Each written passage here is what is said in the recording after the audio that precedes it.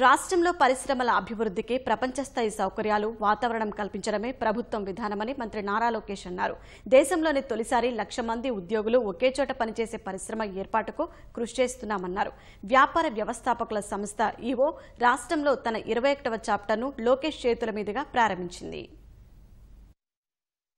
ప్రపంచంలోని 54 దేశాలకు చెందిన 13,000 మంది పారిశ్రామికవేత్తలు సభ్యులుగా ఉన్న ఎంటర్‌ప్రెన్యూర్స్ ఆర్గనైజేషన్ ఈవో తన 21వ చాప్టర్ను ఆంధ్రప్రదేశ్లో ఏర్పాటు చేసింది. విజయవాడలోని హోటల్ తాజ్ గేట్వేలో రాష్ట్ర ఐటీ శాఖ మంత్రి నారా లోకేష్ ముఖ్య అతిథిగా పాల్గొని ఏపీ ఈవో చాప్టర్ను ప్రారంభించారు. దక్షిణాసియాలో ఈవో ప్రతినిధుల సమక్షంలో ఈ కార్యక్రమం జరిగింది. యువ పారిశ్రామికవేత్త కంబంపాటి జయరాం అధ్యక్షతన మరో 17 మంది ఈ చాప్టర్లో సభ్యులుగా ఉన్నారు. ఆంధ్రప్రదేశ్ ఈవో చాప్టర్ ఏర్పాటును ప్రశంసించిన మంత్రి లోకేష్ సభ్యులందరికీ పేరు పేరున శుభాకాంక్షలు తెలిపారు.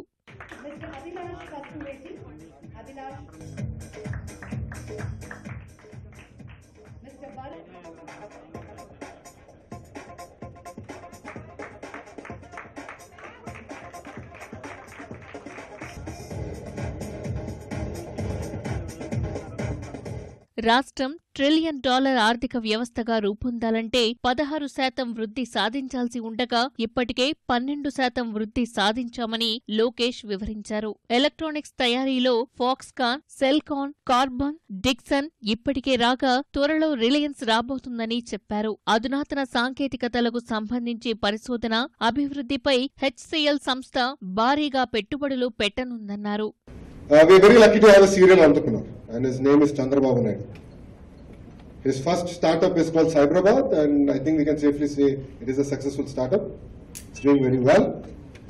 His second startup is what I call Andhra 2.0. This is Andhra Pradesh 2.0, where we're starting from scratch. So with a leader at the helm of affairs, it's a lot more easy, it's a lot more dynamic for us to actually deliver this goal. And we're very confident about it. Now in electronics, when Andhra Pradesh started off its journey in 2014, our contribution to India's manufacturing of cell phones was zero. Today, Andhra Pradesh contributes to 20% of all phones manufactured in India. This happened in 3 years. But that's not the fun part. The fun part is there are 14,000 women behind this success story.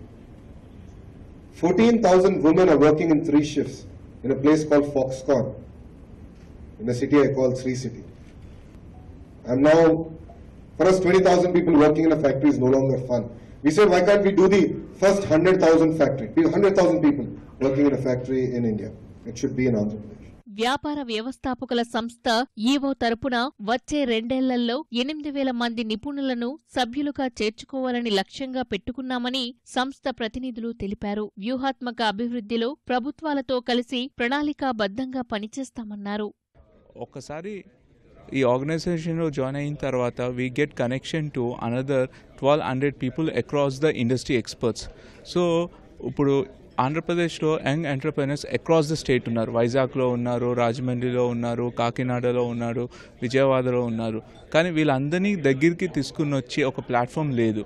ఈ entrepreneurs organisation అనేది అలాంటి platform ఇస్తుంది.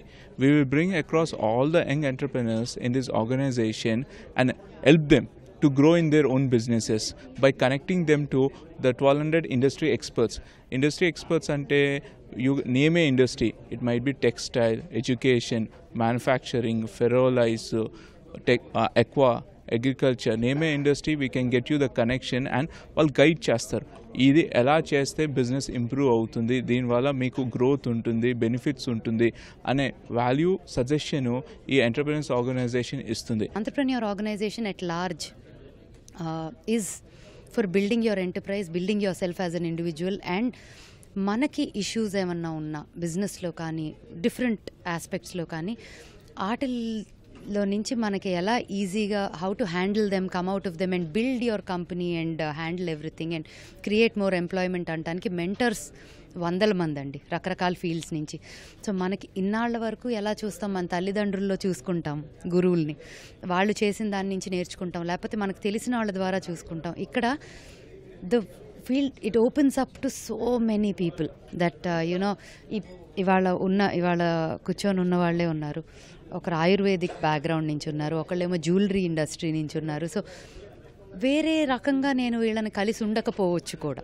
AP chapter ఆవిష్కరణ అనంతరం ఔత్సాహిక పారిశ్రామికవేత్తలతో స్వయంగా మాట్లాడిన లోకేష్ రాష్ట్రాభివృద్ధిలో భాగస్వామ్యులు కావాల్సిందిగా కోరారు.